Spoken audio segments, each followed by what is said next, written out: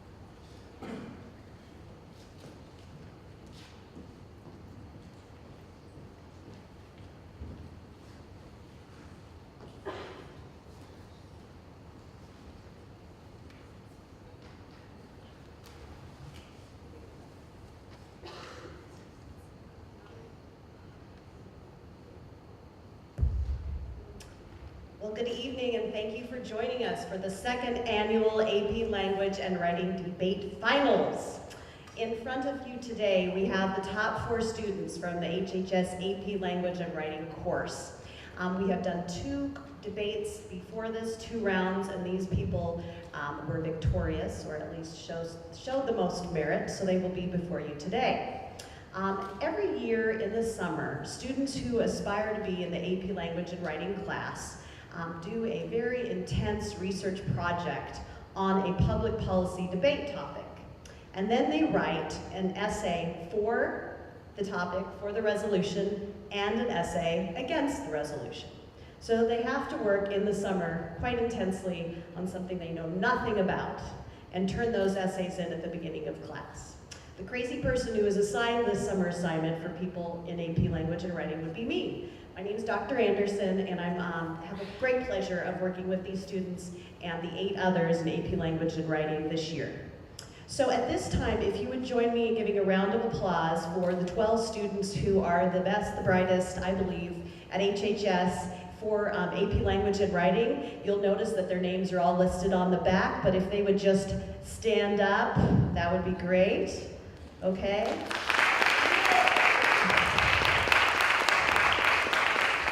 Thank you. If you could also have a seat. Now, as audience members, I want you to know you have a really important job today.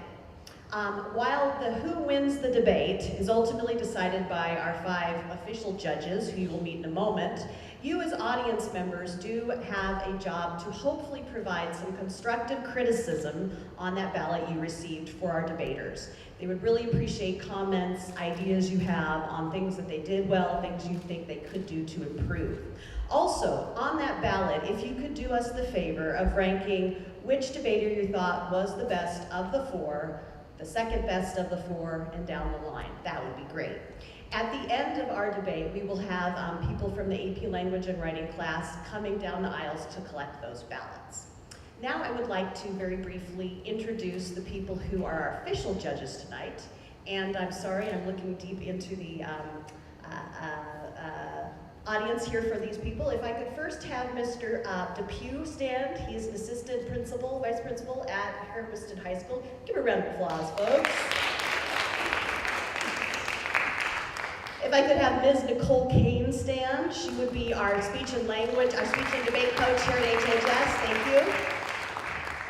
We also have Mrs. Karen Sherman. She is a Hermiston School Board member and a Hermiston Education Fund member. She's right there, thanks. We have someone near and dear to my heart, Mr. George Anderson. He is an attorney at Anderson & Hansel in town, and my dad. And we have, we're very fortunate to have our superintendent, Dr. Mayoko, here tonight. He's here to also be an official judge. Thank you. So tonight, the debate topic is, should the U.S. government substantially increase its diplomatic and/or economic engagement with the People's Republic of China? Probably not something you've debated before, certainly not something these students had a strong opinion about before they did their research. Tonight, these students that we will be hearing are the following.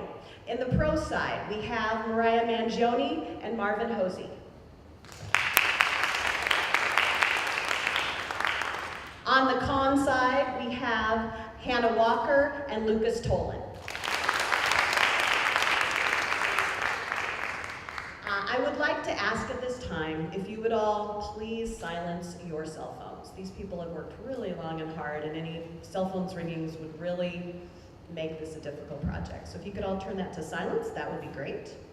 And at this point, I will also invite you after the debate to please join us for a reception with cookies and free Starbucks coffee to celebrate the great work that these students have done. So at this time, thank you very much for coming. Let's debate.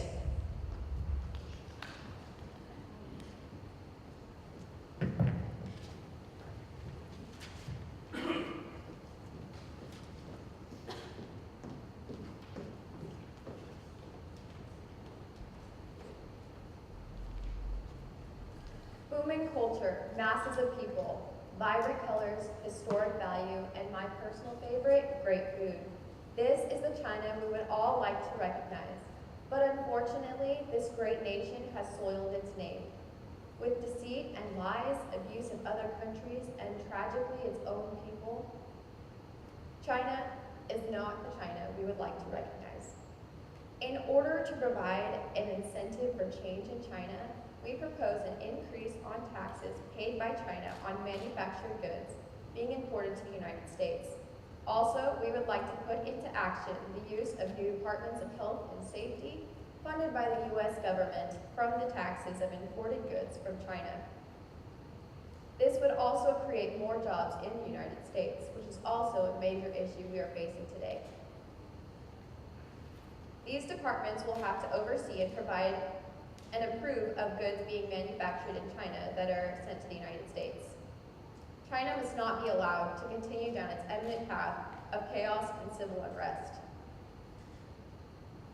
But with low quality product, human rights infringements, labor law violations, and perhaps the most detrimental of the three to the United States, currency manipulation, China continues to deceive the world and make tremendous gain on the backs of the already broken and oppressed.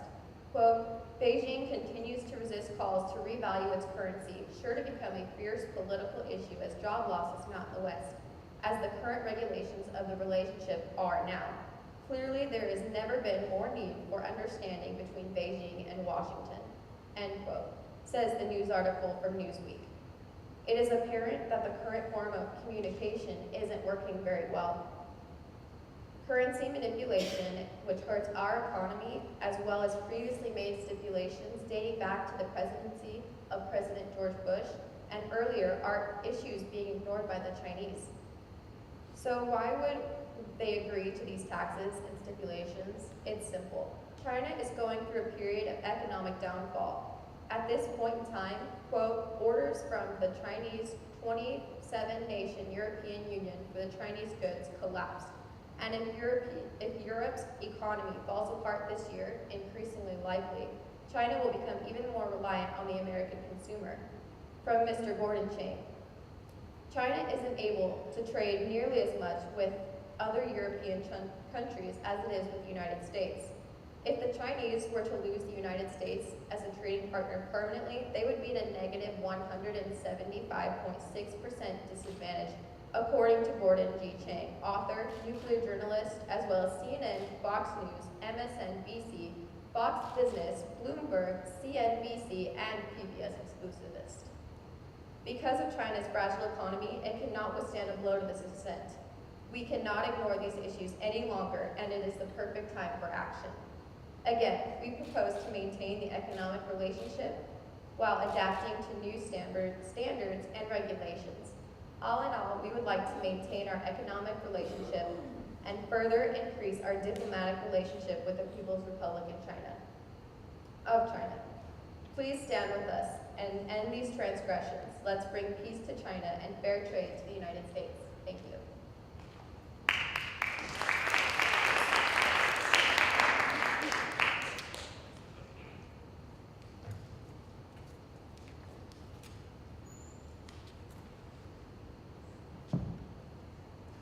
Before I state the stance of my partner and I would like you to stop and think for a moment. Think of your high work quality here in the United States.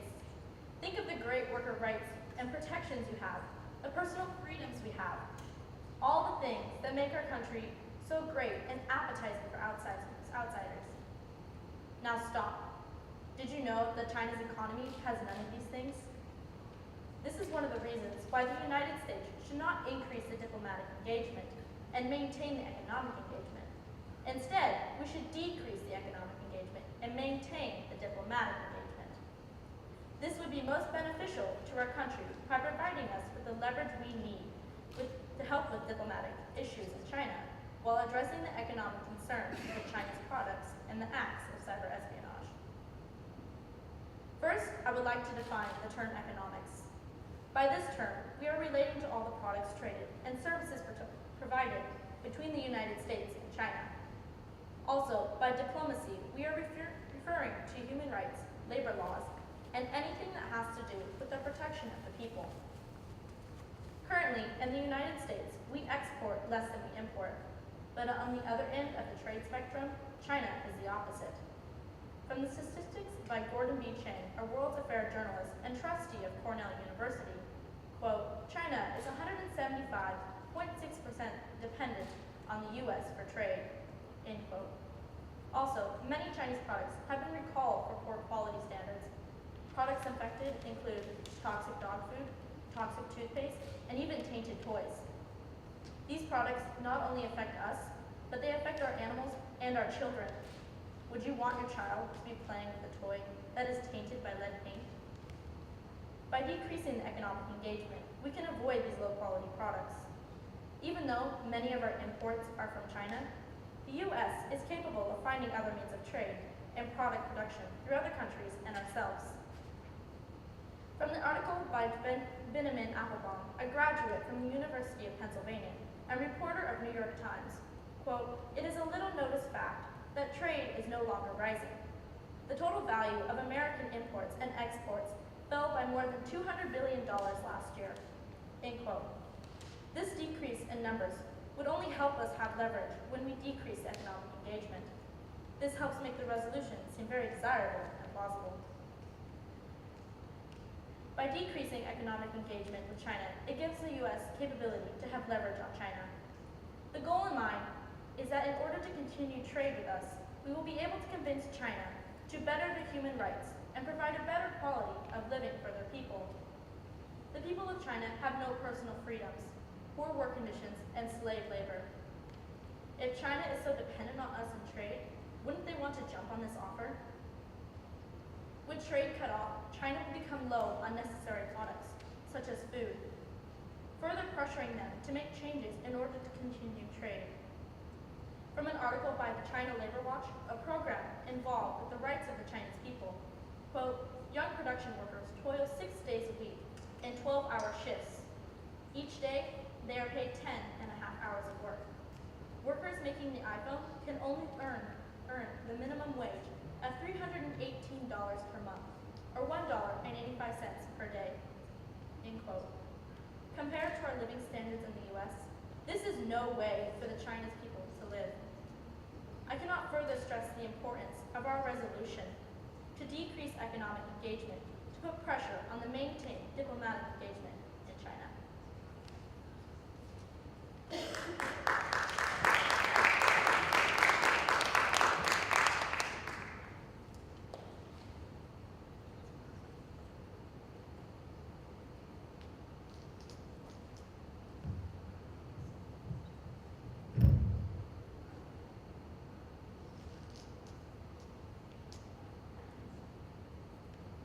So Hannah, like you said, the United States is more capable of finding better trading partners that don't result with the current relationship with China.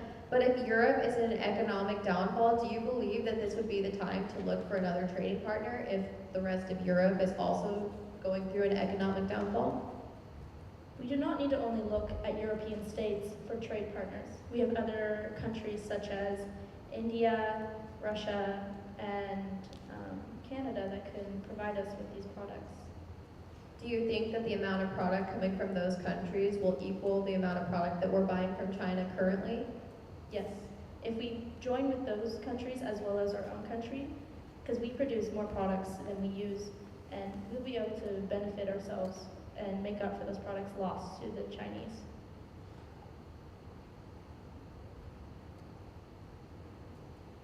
You stated that we were going to increase the taxes or the tariffs on imported goods to China, and you said they'd be supported by the government, correct? Correct, from the funds being collected from China, not paid by for our government from taxes on the citizens, but taxes on China's imported goods.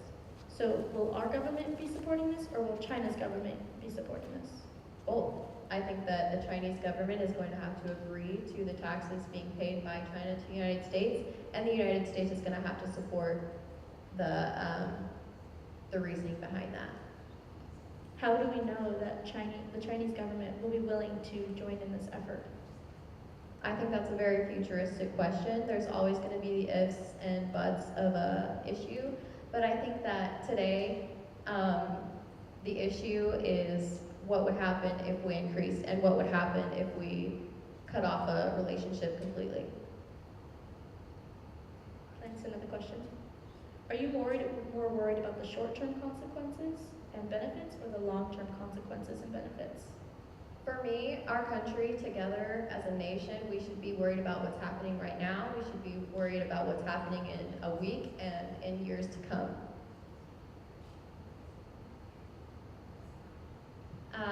Do you believe that putting a strain on the economic relationship is going to present the Chinese with a positive incentive towards change or a negative incentive towards change?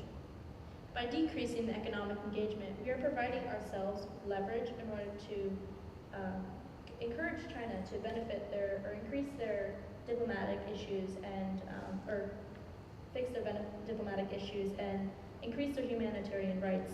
So in the future, after all of this has passed, it would be a benefit to China to have this decrease in economy.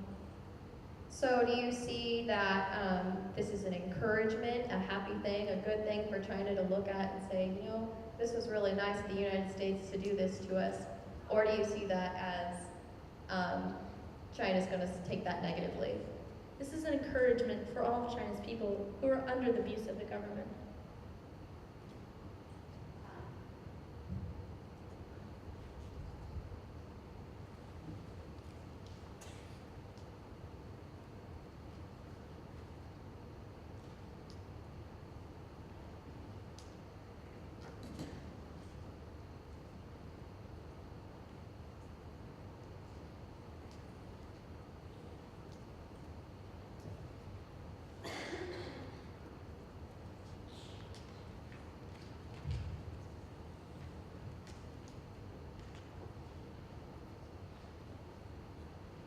Did you know that China and the United States are among the world's biggest economies?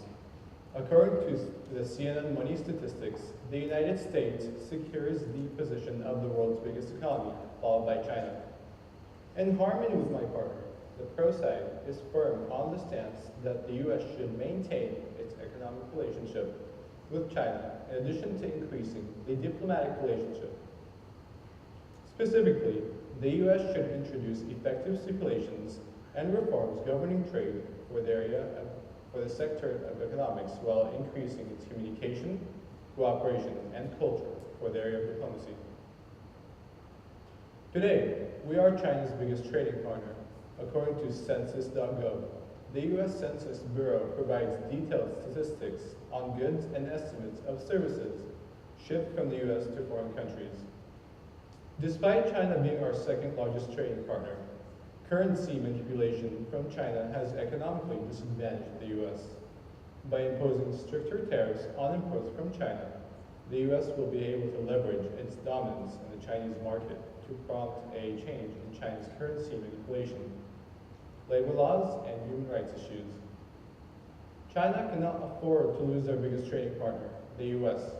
Thus, they would experience pressure to change the previously mentioned issues in order to benefit the population and promote a more fair trade. As we maintain our trade with China, more facilities will be needed to accommodate the load. Facilities that house STEM jobs will increase as a result. A plethora of jobs in the STEM field are well-paying jobs, such as computer science, aerospace management, and architectural engineering. Production would flourish, thus generating higher wages due to the increase in supply and demand. Quote, China's economic engagement has added to our growth and increased the purchasing power of consumers in the United States.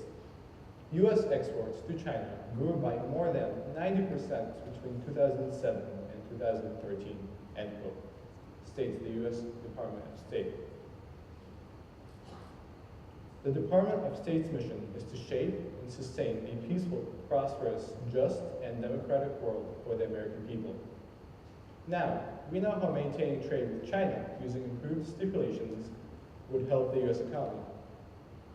Increasing communication with China about cultural and world issues would create a lasting impact for both nations. New York Times states, quote, American cultural imports and heavy internet barriers, American television, films, music, and technology are widely and avidly consumed, end quote. With 117 Pulitzer Prizes won, New York Times is a liberal American daily newspaper with a focus on unbiased information and studies. Despite the heavy blockades around China, culture from the US is still embraced within the majority of the Chinese population. During his visit to Seattle on September 22nd of 2016, Xi Jinping, the president of China, admired the US culture and its diversity. If the US continues to expand its culture across China, it may create an opportunity of manipulation in the Chinese decisions. By combining cultural influence and the previously mentioned economic stipulations, the United States may even be able to pressure China's human rights issues. China and the US are the biggest manufacturers in the world. If both nations increase their communication further, they can even tackle world issues such as CO2 emissions and global warming. Thank you.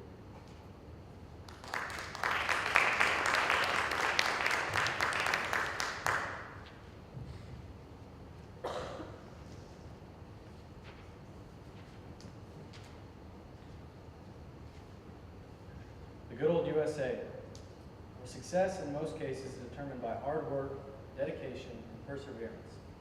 In China, this is mainly not the case. Whether it's poor enforcement of labor laws or human rights violations, the people of China are deprived of reaching their full potential. So you might ask yourself, what does that have to do with me, a citizen of the United States? Well, actually, a great deal, considering how economically engaged with China the U.S. is. These workers are making tons of products that are exported to the United States. Have you ever asked yourself, who made this product? Because if the product comes from China, chances are it was made with slave labor. Also, products from China are infamous for their poor quality. We've all had products from China break on us too soon, even though we put our money into their products. Decreasing economic engagement with the People's Republic of China to put pressure on these diplomatic issues listed previously, along with issues such as cyber espionage and the U.S. job loss, will lead to better interaction. Cyber espionage is a huge problem between the U.S. and China. China has been caught trying to steal vital information from the United States, from not only big businesses to get the economic advantage, but important government secrets. A rather recent incident was released by the United States Department of Justice. The article titled, U.S. charges 5 Chinese military hackers for cyber espionage against U.S. corporations and a labor organization for commercial advantage, states that, quote, the indictment alleges that the defendants conspired to hack into American entities to maintain unauthorized access to their computers and steal information. These Chinese government-hired hackers cannot be the only ones that there have been. There has to be more, and they must be stopped. Who knows, if cyber espionage is not cleaned up by putting this pressure on China, you may be next. Identity stolen, credit card theft, and your life could be ruined. That brings me to my next point, that China is shipping an alarming amount of bad products into the U.S. These products may be poor in quality or just outright dangerous. This is a trend that cannot continue. An article posted by The Week, a magazine that publishes in the U.S., that hosts a slew of talented and scholarly authors, provided a list of some of these dangerous imports that we, the U.S., receive from China. This list includes radioactive drywall. This was when the U.S. was in a housing boom, and they were providing all this drywall for us when it was actually radioactive and not safe to be using. And also, toxic dog food that killed dogs, our pets that we know to love. Dangerous sweets, candy that kids eat. Halloween was just the other day, and kids were eating candy. How would you like it if your kid ate a dangerous sweet from China and ended up dying because of it? Along with that is toxic toothpaste, carcinogenic fish, and tainted toys. Product quality can be changed for the better in China, but the United States must do something more than just throw words at them. And decreasing our economic engagement to put pressure on their diplomatic relations and issues is the answer. This is our leverage to get them to change these issues. Their main point was to increase tariffs on China's imports to the U.S., and I was questioning that a little bit. This would only backfire on us. They would increase our tariffs right back, and therefore we would not be able to make a profit with trading with them, so we would have to trade abroad, therefore hurting both economies and actually decreasing the trade that you hope to maintain. The United States should substantially decrease economic engagement to put pressure on our maintained diplomatic engagement with the People's Republic of China.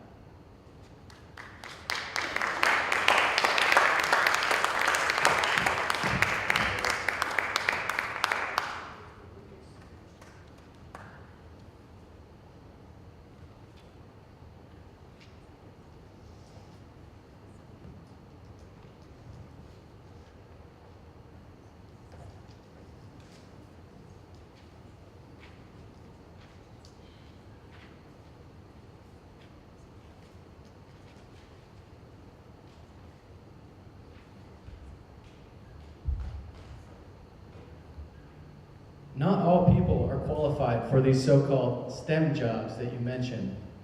Sure, it might be beneficial to well-educated individuals, but what about the rest of the U.S. citizens that aren't that educated and qualified for these jobs? How are they going to find jobs? Well, Lucas, you are right, not everyone is qualified for these STEM jobs. But if you account for how much people are currently possessing STEM jobs, that many people are helping the economy, and also for the poor. If our economy increases by increasing our diplomatic relations, we will have more money, thus increased wages due to the supply and demand, which means the poor can actually get better jobs that pay well for better education.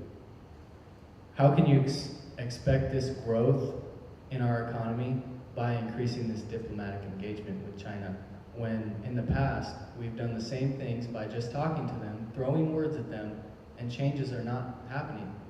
What would make them want to listen now? Well, we aren't just going to increase the diplomatic relations, we are also going to maintain the trading policy that's going on by putting tariffs on it. So, when we put tariffs on China's imports, they would be forced to listen to us because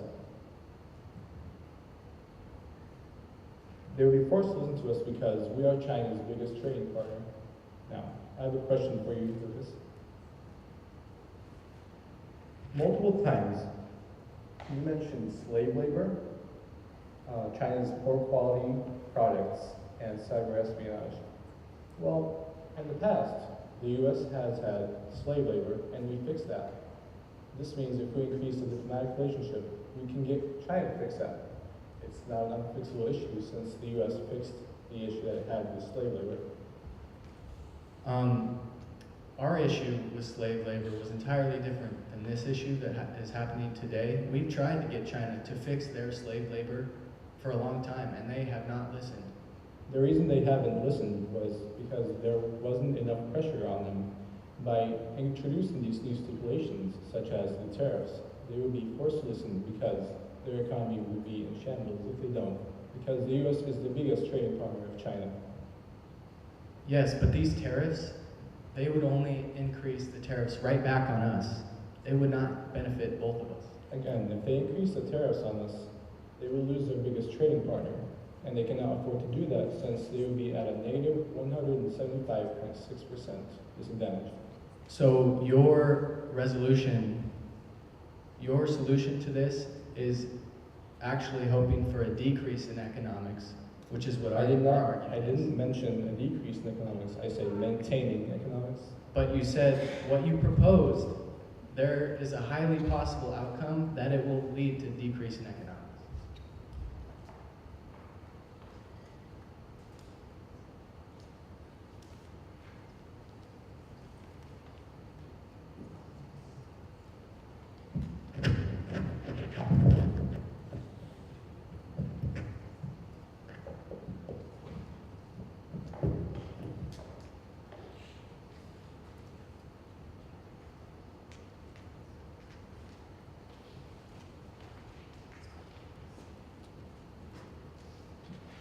So our opponents are proposing a quite threatening strategy towards China.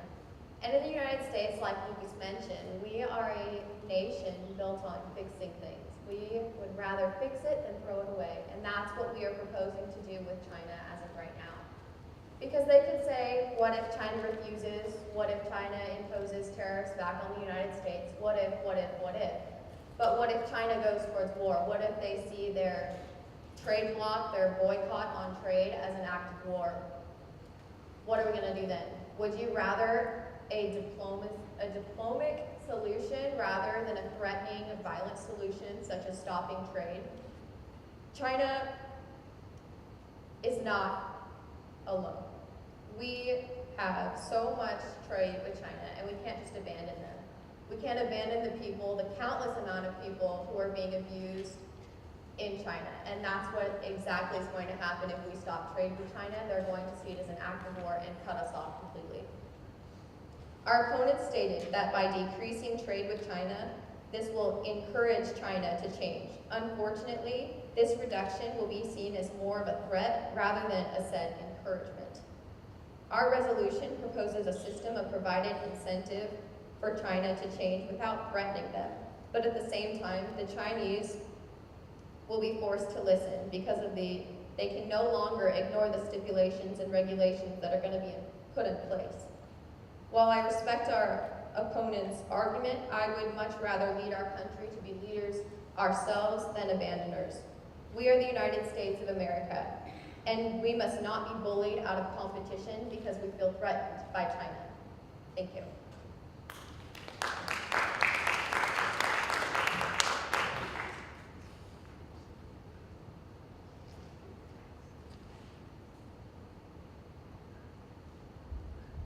The con would like to request a minute of prep time.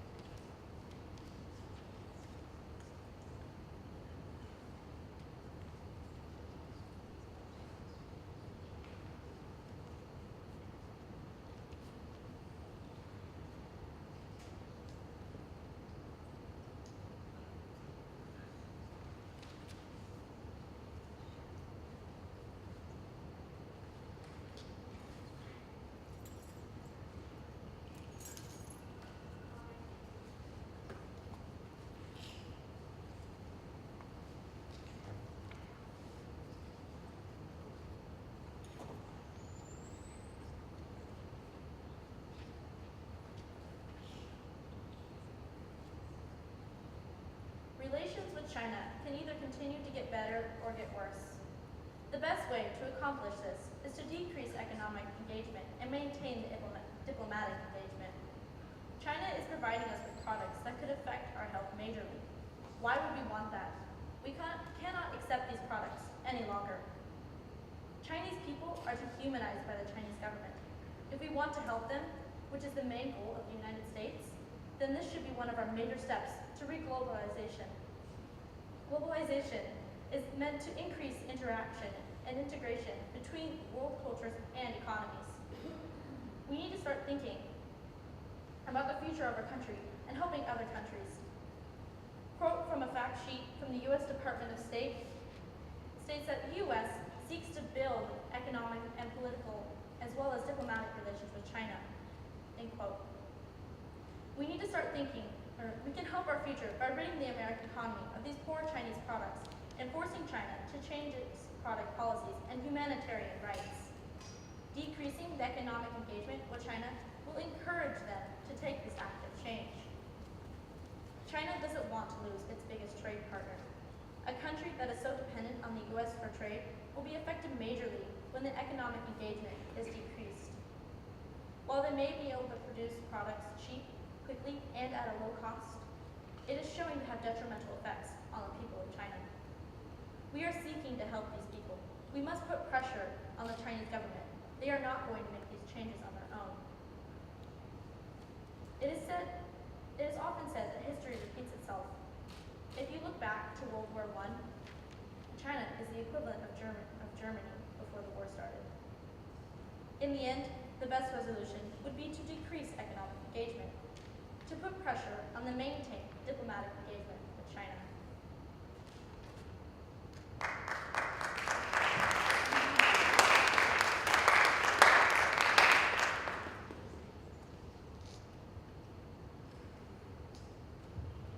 The pro side would like to request 30 seconds.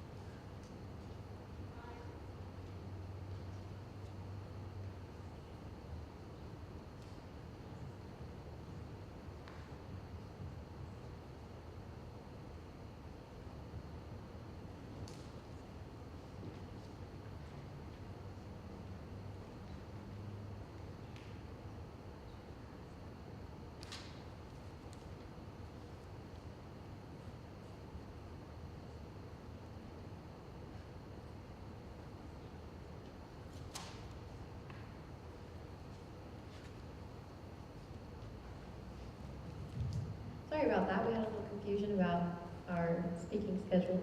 We're going to continue in Grand Crossfire. I would ask you too, you say that the American people are not qualified to hold these STEM jobs in the United States, but can you support that you believe that the American people as a whole are not qualified to be educated to be qualified for these jobs? I did not say all American people as a whole were not qualified to have these jobs. I said, what about the people that aren't qualified to hold these jobs? What jobs are they going to have? Well, the STEM jobs are going to range all the way from importing and exporting. There's not going to be just a set limit of education or requirements. Any department of health and safety, any department in the government itself has jobs all the way down from janitor to the CEO, and I think that it's unreasonable to assume that you are only going to be employing qualified, educated individuals for those positions. You said that our decrease in economics to bring about these changes China would take it as a threat. How can you speak for what China will take it as? Say if you had a friend and you had a disagreement with that friend and you said, I don't want to be friends with you anymore, is that friend going to have some negative feelings about that instead of you trying to outreach to them and fix that relationship? We're not saying that we don't want to be so-called friends with China. We just want to fix our engagement with them and modify it so that they can be better. So by saying we want to stop trade, then you want to continue a trade relationship with those same products that you say are toxic, broken, and cheap? This stoppage or decrease in economic engagement is our leverage to bring about these changes in product quality, to force better restrictions on these so these products can be coming in, and to bring about changes in human rights and job loss and all of these other aspects that you are not thinking about, you are not bringing up. So Lucas, in your guys' speech, you mentioned that the U.S. is maintaining and or decreasing its exports. I have a source saying it is from census.gov, and it states that the U.S. is actually starting to boost its exports starting 2016 based on month-to-month analytics. I don't recall ever saying we were going to decrease we want to decrease our exports. I didn't say we were currently decreasing our exports. Yeah, you mentioned that our economy was falling and we needed to decrease and or stop our economic relationship. Also, if we were to decrease our economic relationship, our economy would surely take a hit from that. Can you rephrase the question? I stated that if we were to decrease our relationship, our economic relationship with China suddenly, our economy will surely take a hit. because it cannot compensate for that change very quickly. In the very short term, our economy might take a hit, but this is not only a short-term solution, this is a long-term solution. This is a solution that will affect not only our kids, but our kids' kids, and it is a long-term solution. We cannot just look at the short term.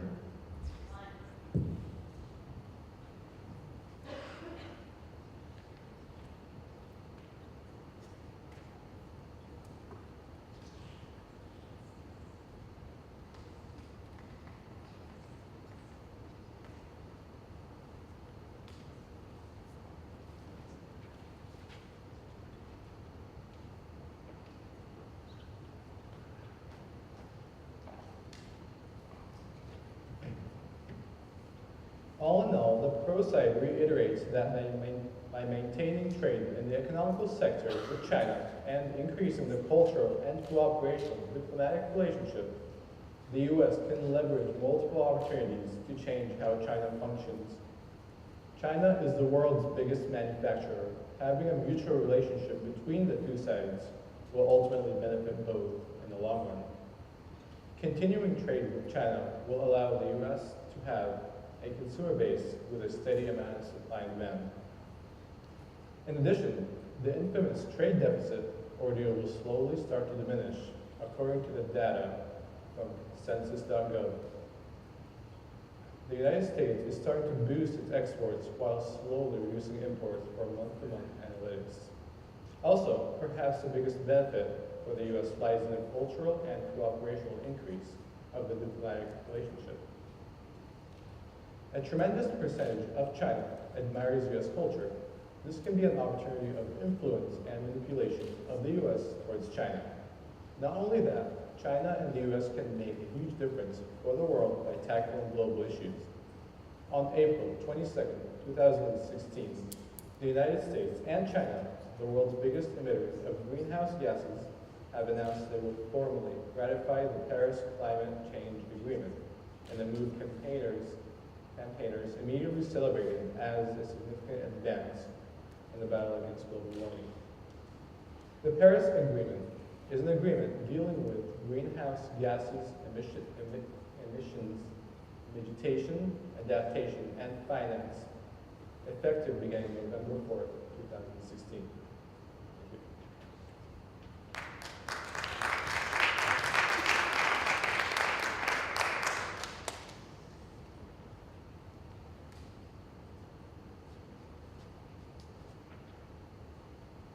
I would like to reiterate my team's stance that we need to decrease economic engagement with the People's Republic of China while maintaining our diplomatic engagement. This not only will bring about changes in important aspects of human rights, which they are ignoring, which by the way is a big moral hole. This is not how the U.S. works. We do not ignore issues around the world just because they're not here at home. That's not all right. I would also like to talk about the U.S. job loss. It's not only affecting the whole U.S., but it's affecting Oregon. From our source, the Economic Policy Institute, Oregon is in the top 10 in the nation in job loss. Also, another point to support our stance on decreasing economic engagement and why it would be a valid solution to these problems is China is more dependent on us than we are of them. From the source, Gordon G. Chang from Forbes writes, China is 175.6% more dependent on the U.S. than we are. Gordon G. Chang lives in China, so he experiences this firsthand. He has given briefings in Washington, appeared on CNN, Fox News, and other countless programs. You notice they keep ignoring our most important points: cyber espionage, human rights, job loss, all these things that you can't just ignore. These are problems that need to be fixed, and just increasing our diplomatic engagement with them hasn't worked in the past, so why are they expecting changes to happen by just increasing our talks? Something that hasn't happened in the past is not going to happen by doing the same thing over and over again. That's the definition of insanity.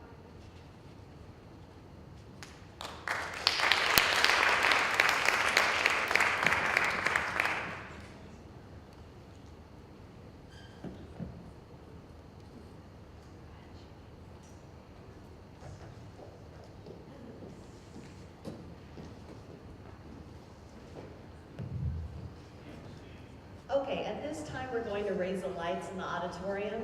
And if you would move your ballots to the aisles so that our lovely people from the AP class could collect them. And judges will collect your ballots. If you could all give us about 3 minutes to just tabulate, and then we will announce the winners of tonight's debate. Thank you.